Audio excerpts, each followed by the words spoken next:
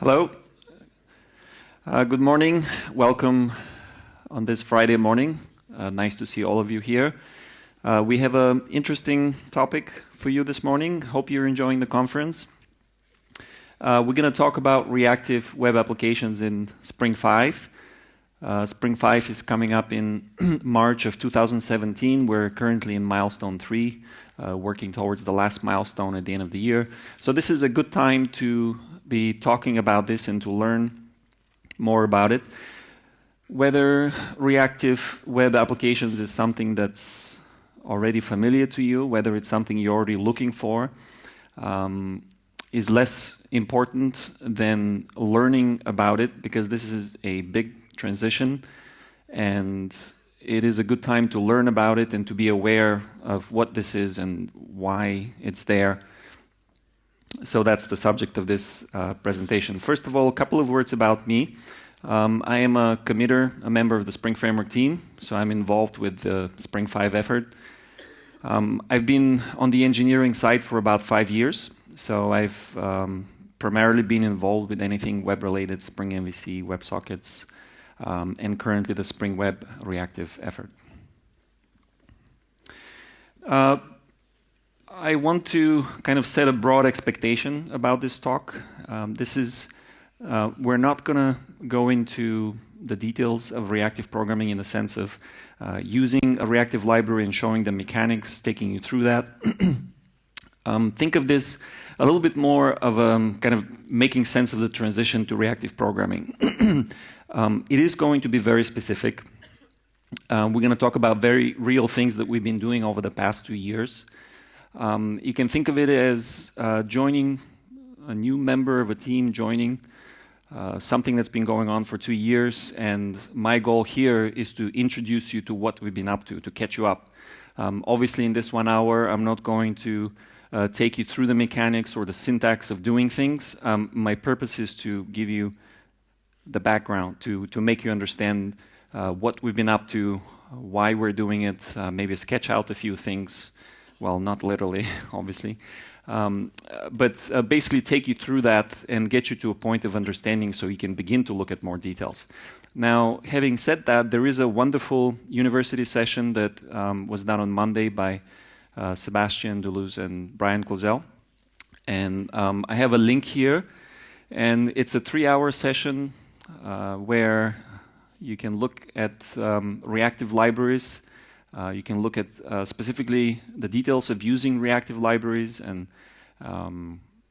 then you can actually look at a web application in action. All of that is with live demos. So I highly recommend that as in addition to this talk,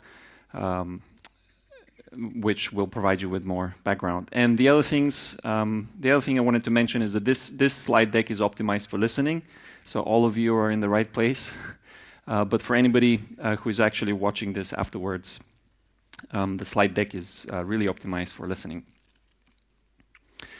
All right, well, many of you may remember this book, Java Concurrency in Practice, 10 or more years ago at this point. And one of the memorable things that sticks out in my mind from this book is the idea that we're no longer getting a free lunch from the hardware. So it's the end of Moore's law was the prediction, and from now on we're going to be governed by Amdahl's law. And basically that means that the CPUs are not getting any faster, we're only getting more cores, and our applications will need to become smarter and better at doing concurrency, and that's how we're going to get better and faster and scale. And that was, of course, the time when we got the major improvements in the Java util concurrency package in Java. And at least in my mind, I wondered, what does this prophetic statement really mean? What's going to change? You know, we already are doing things concurrently. We already have pretty good, threading model in Java, and we can do things asynchronously. So what is really fundamentally going to change? I didn't quite see the answer at the time. And of course, as time went on, then fast forward to 2009, many of you will know that's when Node.js was created. Ryan Dahl, the creator of Node.js, did something that seemed almost hard to imagine at the time. He took a single threaded environment and platform language like JavaScript, and he created something highly scalable that can run on the server side with a single thread and process massive amounts of traffic and connections.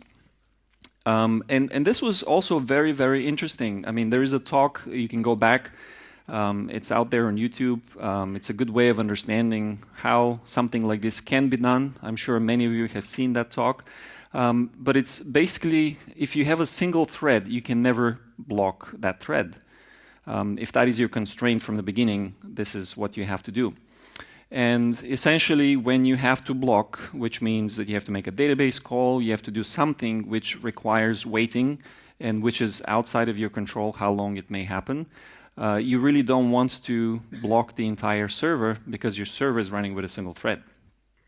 So you're going to make that asynchronous and you're going to wait for a callback, and that's how you're going to do everything. And again, I'm not going to go into all of the details of that. I recommend seeing that talk if you haven't. And I remember seeing that in 2009 and thinking, wow, this is super interesting, but this is going to be difficult to replicate in Java because we already have an ecosystem and we already have an established way of doing things where a lot of the APIs and a lot of the libraries that we use are synchronous, and we write imperative style code, and that's the easiest way to write code. And we can scale pretty reasonably in Java because we have a thread, not just one, but we can have many threads. But at the end of the day, to actually become non-blocking, I think there's a phrase, the golden jail. Becoming non-blocking is a really high bar, high threshold. It's because you're doing so many things already synchronously, switching requires you to redo the entire stack in order to get there. So if we talk about asynchronous and non-blocking and reactive, natural question might be why, and also you may wonder, aren't we already asynchronous? This is a very common point of confusion.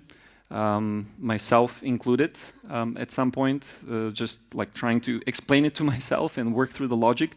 So let's take a moment and talk about that. We're using threads, we have thread pool, so we are asynchronous, right? To a degree we are asynchronous. There is such a thing as being a little bit asynchronous or more asynchronous. It's much harder to become non-blocking. And that's a much more deterministic thing. You can't say, I'm a little bit non-blocking. You're either non-blocking or not. And if you think about using threads, for example, the servlet container, we have a thread pool and we allocate an individual thread for each incoming request. The question is really, how much time is that thread spending being blocked? So we can make the thread asynchronous from the point of view of the server, because we're putting it in its own thread. But the thread itself may block, and each time you block, there's a cost associated with doing that.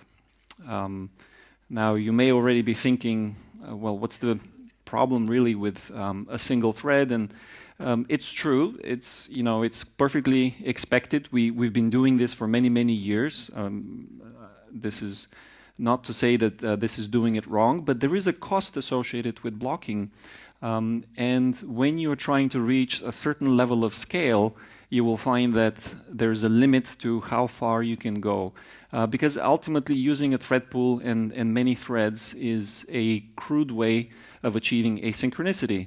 I don't mean that in a negative way. It's just a coarse-grained way of achieving asynchronicity where you're writing things imperatively, you're making a call to the database, and then you're waiting for the result. And it's the easiest way to write code, and there's nothing wrong with that. But there is a cost associated with it, and there's only so much that you can scale by doing things in this way. And of course, Node.js was a great example of demonstrating how much scale you can achieve with a single thread. So we talk about horizontal versus vertical scale. With horizontal scale, because as we use more threads, that requires more memory because each thread means you're deep in the stack, and along the way you're keeping state, and so there's memory associated with each thread. And then the more of those you have, the more memory you're using, so the more resources you're basically consuming. Over time as well, we're doing more and more things that require latency. 10 or more years ago, things were a lot simpler. You know, we had the servlet container with the thread model, and each thread can block a little bit, you know, and we can still scale. But nowadays, we make calls to other services. We make third-party services. On the server side, we do scatter, gather, microservices. So things have changed as well quite a bit, to the point where many applications are now in the category of requiring a kind of scale which is difficult to achieve otherwise. So with horizontal scale, when we reach the limit of the JVM, we load balance, and then we have multiple instances of our servers serving requests. With vertical scale, it's kind of more the Node.js style, where you're making the most of the resources, and that goes back to the concurrency in practice and Amdahl's law, where you're doing something in a different way, because you can achieve a higher degree of utilizing the resources that are on that server. That's really what we're talking about here. Interestingly, if you start adopting the non-blocking way, and what that means is that you cannot block a thread. You can do things, and for as long as the things that you're doing don't require any blocking, and by that I mean latency that's associated with waiting for something, not using the CPU. If you're using the CPU, you know, you have to use it. But if you're making a call to a database, if you're making a call to some external service over HTTP, anything of that kind, or writing to the response back on the servlet container, anything that's associated with waiting, that's what we're talking about, not blocking there. And instead, making that asynchronous, and then receiving, you have to use an asynchronous library at that point and receive a callback when the result is ready. And there are facilities in the JDK, the NIO selectors, that make it possible. Again, it's not my goal to explain how to make things non-blocking, but I think the concept should be pretty clear. So, and I didn't talk about reactive yet. Reactive is essentially, when you start doing asynchronous and non-blocking things, fundamentally you're dealing with a lot of callbacks. You're receiving notifications when things are ready. You're no longer writing things in the imperative style. And reactive is basically a kind of micro style of programming, where you receive events, and as you deal with these events, there are new kinds of problems that you run into. But hopefully in the course of the presentation this will become more clear. So is this hyper-reality? Do we really need to be asynchronous and non-blocking and reactive? And does my application need to change? Well, reactive for sure is a buzzword by now. It's something that's talked about quite a bit. So you can argue whether that's hype or not, and how much it's going to be used. I can't predict the future, but I can tell you that the benefits of being asynchronous and non-blocking are very real. And for those who are looking to reach a kind of scale that probably isn't typical for the average application, you might be reaching for the top shelf to find something there, and there's nothing there. So you're already trying to invent go out of the way and create new mechanisms and new ways to scale. If you don't find yourself in that situation, then there's probably no need to change.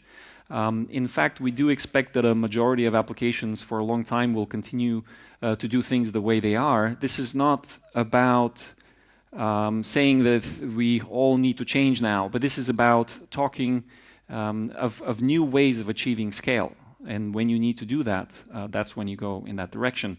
And as you will see, this is very much the philosophy we follow in the Spring framework. We're not going to tell you this is the new way, that's the old way, and now from Spring 5 you have to do things the new way. Instead, it's very much the same way we've always done things. We try to make sense of something new that we see. We try to provide options, and then we evolve with what you do and what you use. We think that there's a lot of benefit in this, but by no means does it mean that you have to drop what you're doing now and change. There's a really good blog post that I'd like to point out. The recent announcement of the Zool 2 upgrade from Netflix, where they talked about their journey of converting their gateway, where all Netflix traffic comes through, to be non-blocking and asynchronous. It's very much the things that we're talking about here. It's very much the things that we've been looking into for the past 2 years. And it's very interesting to see that coming from Netflix, because they're probably one of, or maybe the most highly trafficked website. They used servlets and they switched to be asynchronous and non-blocking at the gateway. They still have many, many systems internally that they're not necessarily rewriting. And that's, I think, the reality. You don't need to make changes everywhere, because certainly there's a cost associated also with becoming non-blocking, and that is in terms of the programming model, which changes significantly. You know, when you start dealing with asynchronous code, it's not as easy as writing imperative code. It's not as easy to debug it. You know, you don't have a single thread that shows you everything. So it's certainly not easy. And that's what I like about this blog, is that it's very balanced, and it gives you kind of their experience. And there's also a kind of analysis there. They have a variety of different gateway services. Some of them are more CPU bound, some of them are more latency and I/O bound. And the actual benefit that they see from this transition is much higher in latency bound services, which is perfectly to be expected, but it's just interesting to read about that. And also the other thing that they share is a kind of benefit for them going forward, is that they're able to deal with a lot more connections, just a much higher number of connections. And the reason for that is because the cost of each connection is now very, very low. When you switch to the non-blocking way of doing things, you need a very small number of threads. It's kind of the event loop style processing. You don't need large thread pools. And now the cost of a single connection is basically a callback. You know, when the connection is not blocked and you can do something, there's a callback and the code continues. So you don't require so much memory. So what that means is that they can keep those connections, more of them, and they can start to do more things like long polling and streaming and HTTP2. It allows them to scale better in the future and deal with more clients. So we turn now to the Spring Reactive journey, what we've been doing over the past 2 years. So when we started looking at this, we were wondering about finding different execution model for running web applications. And this came from observing the experience of companies like LinkedIn that, you know, shared that by trying to scale to the kinds of traffic that they have, they reach a point where dealing with thread pools everywhere, it becomes unmanageable as a way of dealing with asynchronicity. And that's, again, the things that I've been talking about here so far. And it becomes unmanageable, so they wanted to find out if there's a different way to do things. And that's why they moved in this direction. And we wanted to explore that route as well. And we've been hearing also questions going back to 2011. Can we run Spring MVC on Netty? You know, Netty being an asynchronous and non-blocking runtime, that's pretty much the de facto choice for doing things of that nature. And going down that path and exploring the options is really what we've been up to.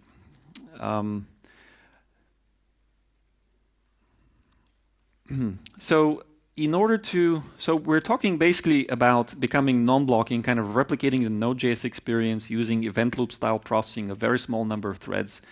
Obviously, we knew that this was going to be a very big road because, first of all, at the very foundation of what we all do for web applications and have been for a long time, to the beginning of the servlet API, almost 20 years ago now, is we've been using a thread pool. So if we're going to stay with a very small number of threads in event loop style, Then we know the servlet API, first of all, is blocking, because if you use the input or output stream, well, those are blocking APIs. If you start reading from the input stream, you have to read. You can't get a callback if, let's say, that's a slow client over flaky Wi-Fi and you're not getting the data immediately. You have to wait until the input stream gives you the data. You block. Same thing for the output stream. Now, over the years, the servlet containers have evolved tremendously.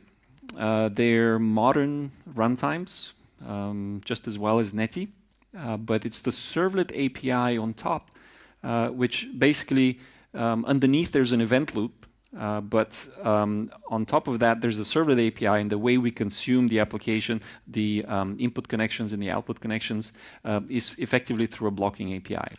Now, some of you are probably immediately thinking, well, we have the servlet 3.0 async request support, and that's true. In Spring MVC you can return a deferred result, and again you can see here that asynchronicity is being added on top of a essentially fundamentally synchronous model. The servlet itself has a void return value, filters as well. If you think about what that means that it assumes that what you do is synchronous, and the threading model that goes along with that also assumes some kind of blocking occurs inside of that.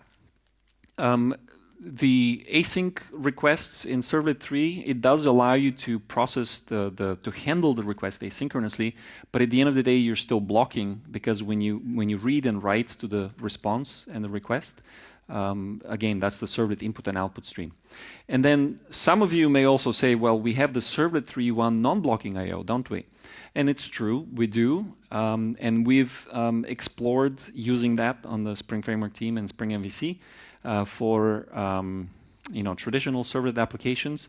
But the fact is, and this is not just me saying that, there's a great talk here at Devox, I think 2 years ago maybe, by Greg Wilkins from Jetty, who basically shares the same experience and the same conclusion that we arrived at, that it's an either-or proposition. When you start using the servlet 3.1 non-blocking I/O, you really can't combine that very well with the rest of the servlet API, because much of it is blocking. So you can do the I/O at the lowest level in a non-blocking way, but then there are many things in the servlet API which are blocking themselves. Say something trivial as doing request.get parameters. Well, this may cause parsing the request body, which will block. So in effect, I don't want to go in too much detail there, but if you can use a servlet container through the servlet API in a non-blocking way, but you have to kind of leave behind the rest of the servlet API. You have to kind of start anew. That's really where that points to. So we knew that we were in for a very big change, because Spring MVC is based through and through in its core contracts on the servlet API, and we could not use the servlet API. But the problem actually goes even deeper than that, because when you decide to become asynchronous and non-blocking, you're fundamentally dealing with async callbacks. Imagine writing an asynchronous application that's fully non-blocking. You make a call to the database, now you have to wait for the result. If you imagine a real application, you're doing a lot of that. So you're dealing with a lot of callbacks, and pretty easily you can end up in what some refer to as callback hell. Now, it doesn't mean that it has to be that way. For example, in Java, we have the completable feature, and that's a great example of an API, of a continuation style API, which allows you to compose what should happen when that feature completes.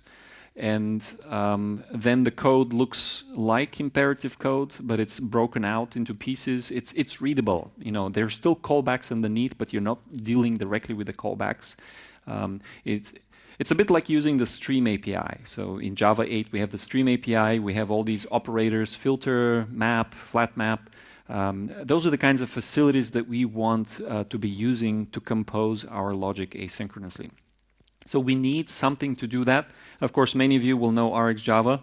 That's kind of what I'm hinting at, but we'll get there in a moment. Now, these are the words from Doug Lee, of course, the lead for the Java util concurrency module in Java. In Java 9, we're going to have the reactive streams specification incorporated. And this is what he wrote when the decision was made to do that. He said there's no single best fluent API in Java for push-style operations on items as they become available from a source. So we're talking about a hot source. With the Java 8 Stream API, you have the ability to pull items from a collection. It's primarily built for collections. We have the completable feature, which is a nice continuation style API that you can set the item on. But the Stream API is really a pull style API. What we want is something that generically represents async results that data can flow on, that can be pushed into when the data becomes available. We're talking about anything latency related, like an HTTP client or database call. Sometimes there may be a delay. And when things become available, they can be pushed instead of pulled. If you're pulling, you have to block. If you're pushing, that can be provided as a callback style notification. So this is why these interfaces were included in the JDK. This is the reactive streams specification, which was an interesting effort. Interesting in the sense that it was created not as part of any standardization process. It's just a number of different vendors, including Lightbend, Pivotal, Netflix, Kazing, Twitter, that just came together and they created a specification for interoperability across asynchronous non-blocking components. And what you'll see here is just 4 interfaces. I see now the subscription gets off a little bit, but those are the 2 methods. So never mind the formatting there, but those are the 2 methods of that interface. There's nothing fundamentally radical about defining a publisher and a subscriber. Publish-subscribe we've been doing for a long time.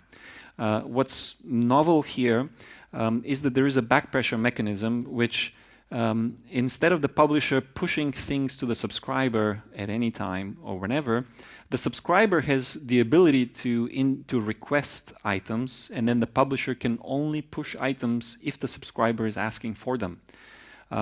This is a very important mechanism because whenever you deal with asynchronous applications and you're getting results, say something is coming from the database and then eventually you have to write it to the response to an HTTP client. Well, if the HTTP client is not ready for the write, we have a blocking write there, non-blocking write, then we want to communicate back to the upstream source where the data is coming from that we don't want to get any more items right now. Wouldn't it be nice if we had such a mechanism? And that's what this is about. It's about allowing different libraries, different companies to create components, from Couchbase and Mongo to a web framework to a runtime, HTTP runtime, that can communicate and pass data and construct entire pipelines where data can flow, and you can pause at any time if we're not ready to process more of that data. Now, it doesn't mean that it works out that way everywhere, but we need that foundation, we need that mechanism. Sometimes sources will push data no matter what. That was one of my first questions about reactive streams. What if the data keeps coming? Well, that can happen too, but then you have to somehow deal with that overflow. Here, reactive streams is just giving a mechanism to communicate. So if possible, the upstream should slow down. So this is a typical example of imperative blocking style code that we write. We have a user repository with methods to find users or save. And you'll see in the usage, what we mean by imperative is we go top to bottom. We call the repository to find a user. If there is an exception, we deal with the exception. If we get back a user, we continue. This operation may block. That's the big difference. That's the cost of doing things the imperative way. But it's very simple, and it's a single thread. If anything goes wrong, we can see exactly where it went wrong.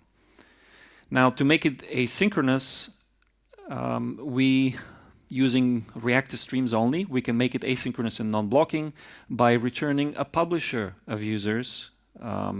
And you'll see that whether it's one user or many users, that's kind of a common scenario, kind of aggregated into a single thing publisher. So really here you see an example of the save, which returns a publisher void, which means there will be no data coming on that publisher, only a notification when the save is done or there's an error.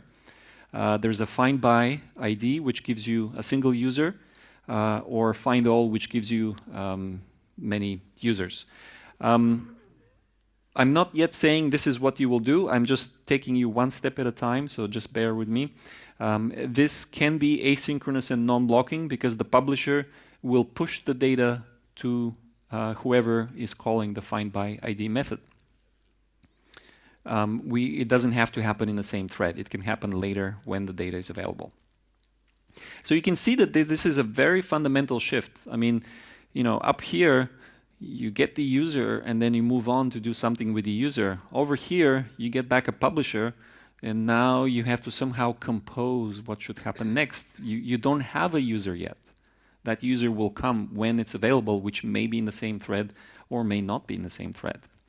So it's a very fundamental shift in the way of doing things. You no longer indicate exactly how to do things. You indicate what should be done instead. So you can imagine these notifications as a sequence. Again, back to the contract here, you can see on the subscriber, we have on next, on error, and on complete.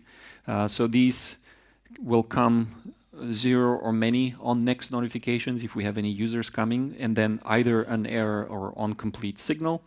Callback.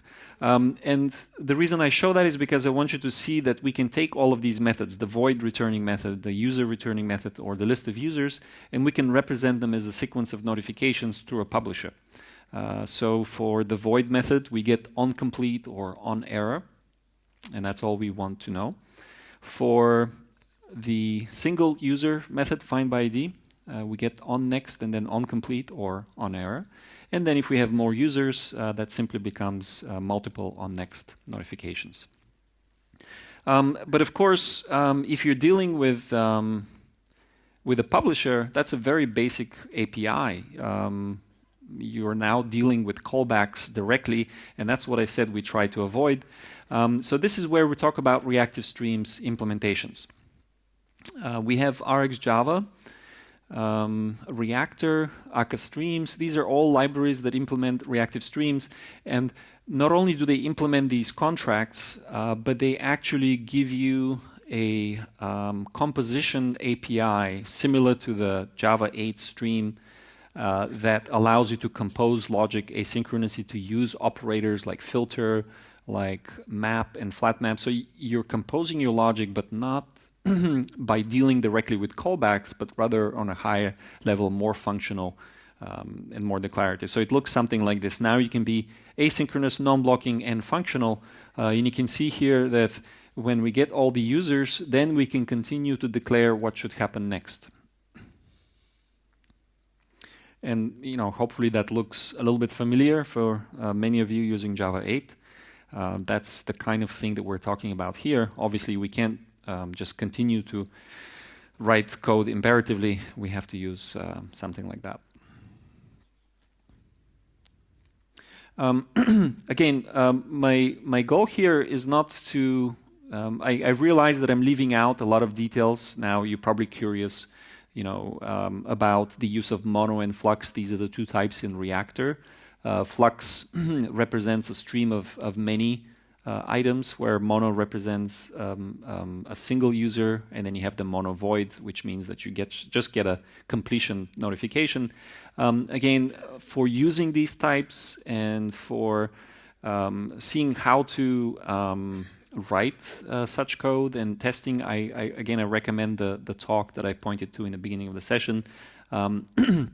We're not going to slow down here. Just keep in mind the concept of what we're trying to do. We're trying to provide a composition API, and that's combined with reactive streams. So let's take a look at what we have in Spring Framework 5.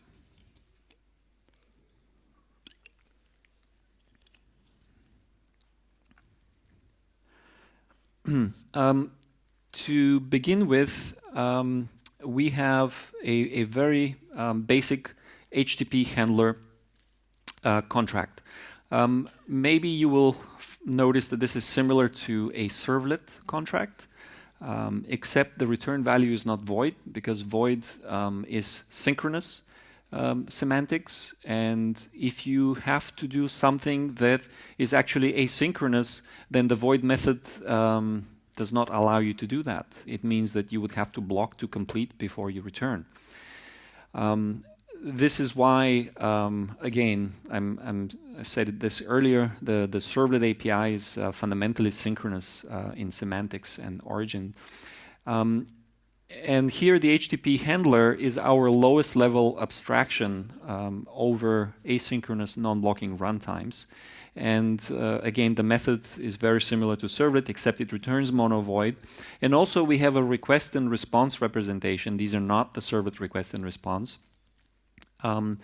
Because the request body and the response body are represented as a publisher, or since we are using Reactor as a core dependency internally within Spring Framework 5, the request body and response body are represented as a flux of data buffers, which means that we have the ability to read and to write without blocking. So we may read a little bit from the client as the data comes, then we pause, then we read a little more. This is not something that was possible to do, that is possible to do in the servlet API. Unless you're using the non-blocking I/O again, but that's hard to use with the rest of the servlet API. So we have that basic capability, and it's built on reactive streams. So effectively, we're adapting any runtime that we're building on to and from reactive streams, and we're using Reactor, but that doesn't preclude us from supporting the other reactive libraries. So if you happen to use Couchbase with RxJava, or another library that's using, or maybe your application chooses which library to use, like RxJava or Reactor, as you will see, we have a way to bridge or to adapt to that, and it's perfectly okay to use multiple reactive libraries in a single pipeline. That's what reactive streams really helps with.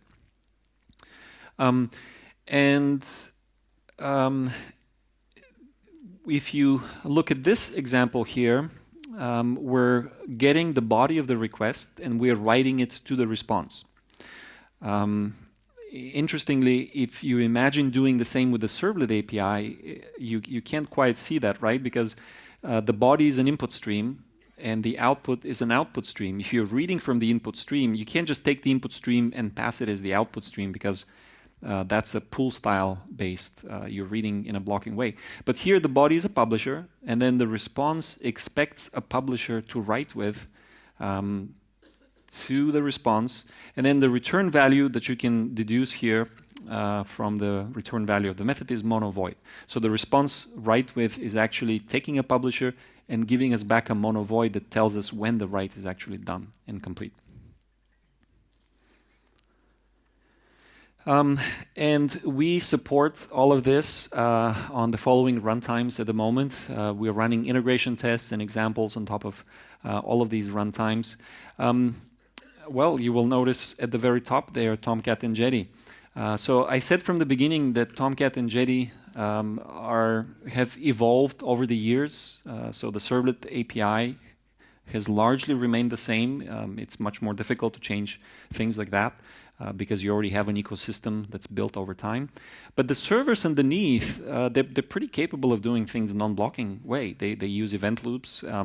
And this is something that we're doing unique, we believe, in the async space, where pretty much anybody doing asynchronous non-blocking and looking for a runtime is using Netty. I mean, if you look out there, that's what you'll find. Any existing web framework or product or project is based on Netty, and Netty is a perfectly fine and capable choice.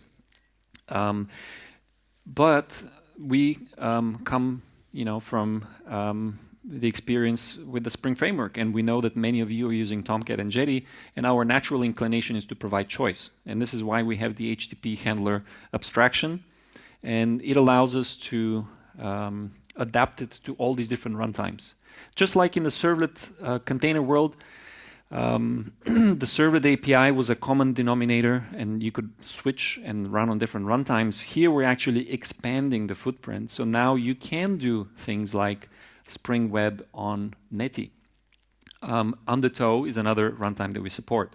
Now for Tomcat and Jetty, and I'll also say Servlet 3.1 containers, what we're doing there is we are building a bridge between the Servlet 3.1 non-blocking I/O and reactive streams. We're basically adapting what Servlet 3.1 provides as non-blocking I/O to a reactive streams publisher with back pressure. So that means that if we cannot write to the response, we communicate the back pressure upstream, and vice versa when we're reading from the request body. If the client is too slow, we're told by the implementation publisher about that, and then we can adapt further upstream. So we have that. For Tomcat, we're separately actually building extra facilities for doing this, and in Servlet 3, any Servlet 3.1 container in theory can work as well. And I say in theory because the Servlet 3.1 non-blocking I/O is not something that's commonly used. Most applications don't use that. So we found and reported many issues. So with Tomcat and Jetty, we have a fair amount of confidence. We've actually tried this on WebSphere Liberty profile.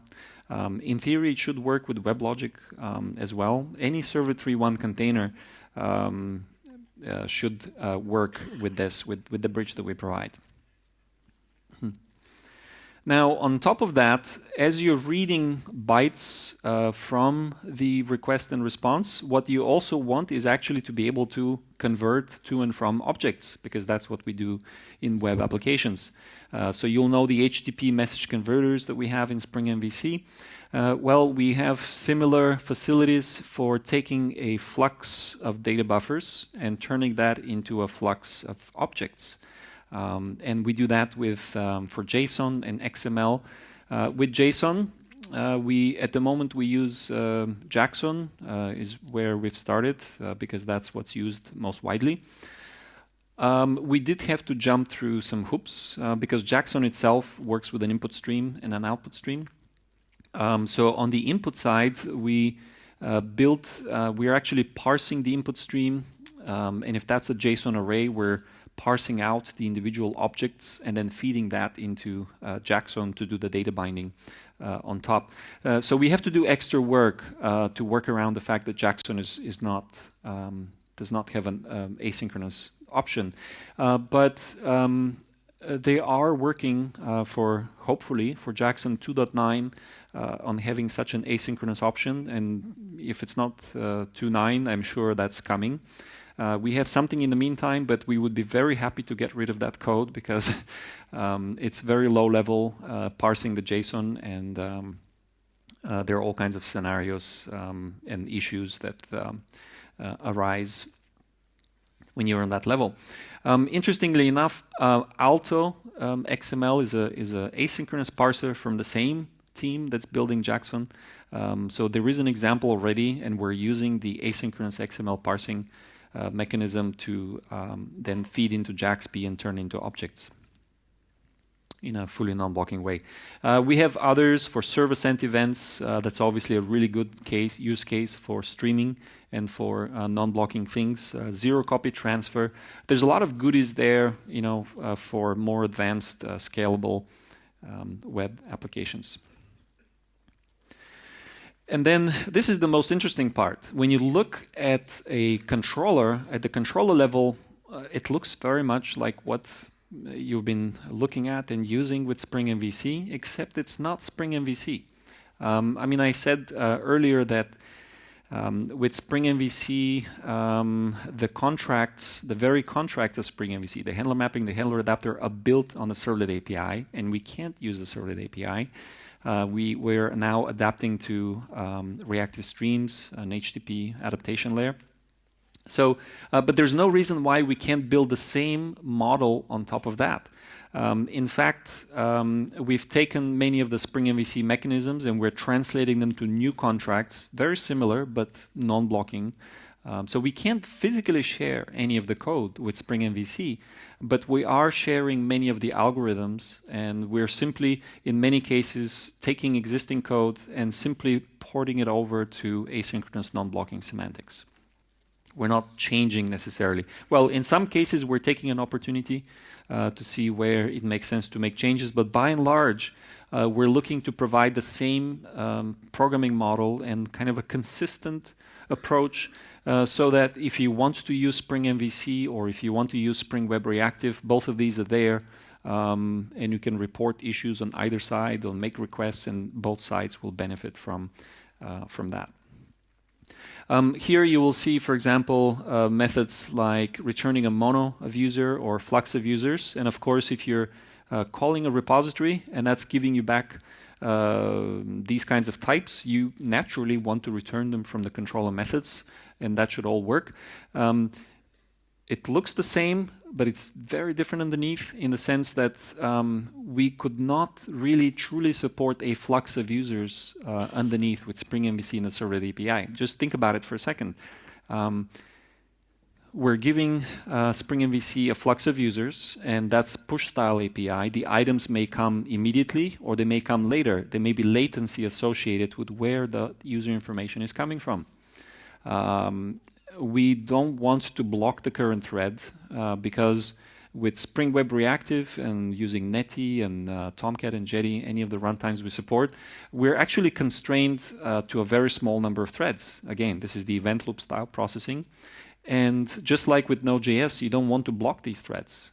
The assumption here is reverse. With Spring MVC, the assumption is that you can block if you need to do something asynchronous. And if you want to be asynchronous, you return a deferred result. You have to do something explicit. Here, the assumption out of the box is that you're asynchronous. You will not block because then the runtime model underneath will not deal with that. So for the flux of users, that means that underneath the framework and the runtime is prepared to wait for each item as it becomes available and write it to the response. And this is all taken care of. You don't need to do anything extra. And just wanted to point out that we support RxJava just as well. The annotation-based programming model is well suited for doing things like that, where we look at how is the controller written, what library is it using, and then we basically adapt to that. I just wanted to point out a non-blocking HTTP GET. That you don't necessarily have to use asynchronous semantics. Like you can see in the bottom, we return a mono of user. But if your method is synchronous and non-blocking to begin with, there's nothing wrong with returning a user. That implies synchronous semantics, right? If you have to get the user and block, you would have to block.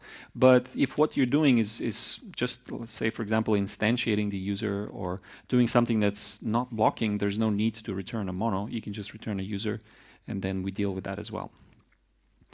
Same thing on the HTTP post side, and this is where it might be a little bit more interesting, because if you can think about Spring MVC giving you the request body as an asynchronous type, that means that it has to fully process and convert before it invokes the method. And that's not something you do easily with a single pass-through in a thread like we do in servlet model, where a bunch of filters and then the servlet, and then the servlet calls the dispatcher servlet calls the controller method. All of that happens in a single pass. Here we can actually do this in a completely non-blocking way and call the controller method when the user is fully instantiated. We do have a web client as well. This is a very integral part of a non-blocking story, because you're probably likely to use something like this, say for microservices or distributed applications that are making calls to other instances, and using the web client allows you to do that in a non-blocking way. Maybe you can make multiple calls and then you can aggregate and send this all back. This is all very natural and very, very, well, I don't want to say straightforward. If you're looking at this for the first time, nothing about this is straightforward. But once you begin to get into it, you appreciate those facilities. The way to declare the logic is quite powerful. And if you have to replicate the same with present-day capabilities, dealing with all the asynchronous callbacks, then you begin to appreciate what this does and how powerful it is. So this is kind of the big picture I want to leave in your mind to get oriented. On the left-hand side, we have the Spring MVC stack with traditional servlet container, then servlet API on top, and then Spring MVC. This is what we're using today. And this is by no means going away. In fact, this is very much an expectation on our behalf, on our side, that a vast majority of applications will continue to use that. And we have no intentions to slow down or to phase it out. In fact, we're providing a parallel model on the Spring Web Reactive side where you'll see that we're expanding the number of runtimes. So it's not only servlet containers, but it's also netty undertow. Then we have this reactive HTTP adaptation layer where whatever the runtime exposes, we're adapting that to reactive streams, a kind of a common API. And then on top of that, we have different programming models. We have Spring Web Reactive, that's a new module next to Spring Web MVC. Which has many of the same facilities, but again, in a fully asynchronous, non-blocking way. And of course, the most natural starting point for us was to provide the same annotation-based programming model, because that's what everyone knows, and there was no reason not to do that, because it's not blocking fundamentally. You know, you have flexible method signatures. It's okay to use that in a non-blocking world as well. But beyond that, especially since in Spring 5 we're Java 8 plus as a baseline, we began to receive questions. Well, could we imagine a more functional way of mapping or routing requests to handlers, maybe going or looking beyond annotations? So we're beginning to explore that route as well. Again, we're providing choice, and this is something that makes sense. This is an example of functional style web routing. So this is an alternative to the annotation-based approach. It is very transparent by comparison and very, very lightweight, because when I say lightweight, I mean there are very few classes behind all this. On the Spring MVC side, in order to support the flexible programming model, we have to do quite a bit. We have to introspect the methods, we have to discover the annotations, then we have to look at the method signatures, we have to decide how to convert, and you know, there are different monos, observables, different things that we have to deal with there. Here, you see constructing a route and you're fully in control. This kind of flips the model from inversion of control to explicit control with functional style delegation. And there's a kind of DSL here for defining routes. At the core of this are functional interfaces. There's a handler function, there's a routing function, and these are all single input, single output, request and response, and then the request gives you a bunch of facilities to deal with extracting the body, but everything is in your hands. It may take a little time to digest, but here I'm just presenting it so that you know that that's something we're working on. And this is a complete application here. You can put this in a main method and run it. I mean, that's how powerful this is also from the point of view of writing a few lines of code. We're creating a router function and then turning it into an HTTP handler and then installing it on Reactor Netty server. And if you want to get started with this, probably the quickest way to try it is, of course, with Start Spring IO. Just make sure you select the version 2 snapshot and then type reactive and you'll find it. And if you want to find out more about the reactive starter, there's helpful information at the repository where it's at the moment. It's still experimental. So you can take a look there and see instructions on how to switch to different runtimes, etc. And there's also a manual bootstrap, which is also not many lines of code. So you can take a look at that in the Spring Framework reference. And that's all I wanted to talk about. Before we close, I see we have 5 minutes. Any questions? Yes? Okay, question about how to deal with security context and other kinds of contexts. Yeah, so there are some things that don't have a good equivalent. In a functional world, you tend to pass everything where it needs to be available. So we're still looking at how to do some of this.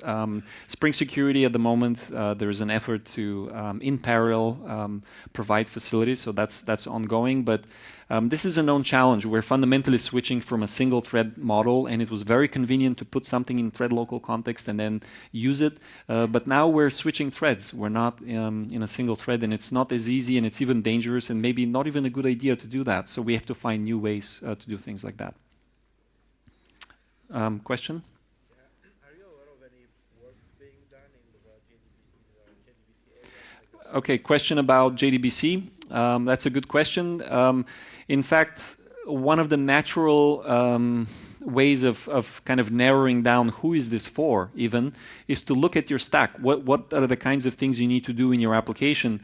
If you need to use JDBC at the moment, this is probably not the best choice because there isn't an asynchronous driver for JDBC. It's not to say that you can't do it, but it's just not the best fit because you can't make the most. You still have to fall back to using threads. There is an effort underway. So we heard at Java 1 about a month ago for creating an asynchronous JDBC driver. I think probably something along the lines of Java 10 or maybe before that in the form of drivers for specific databases. So that's coming. I know there's some code out there already to look at, but it's still not there yet.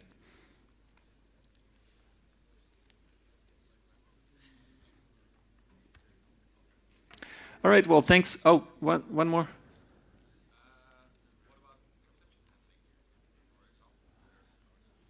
Okay, so what about exception handling? In the controller, you can still define an exception handler method just like you can in Spring MVC, and we will do the right thing. It's a little bit more involved than with Spring MVC because we're not in a synchronous invocation model.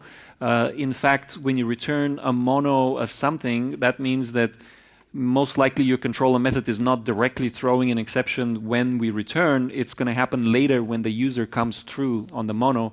But we deal with that. There are operators that Reactor and RxJava provide, and you can catch those error signals. They're no longer flying through a stack because it's not a single thread call stack. But we deal with that and we route them into the exception handler method. Well, thanks very much for coming to this session, and I'll be around in case anybody has questions.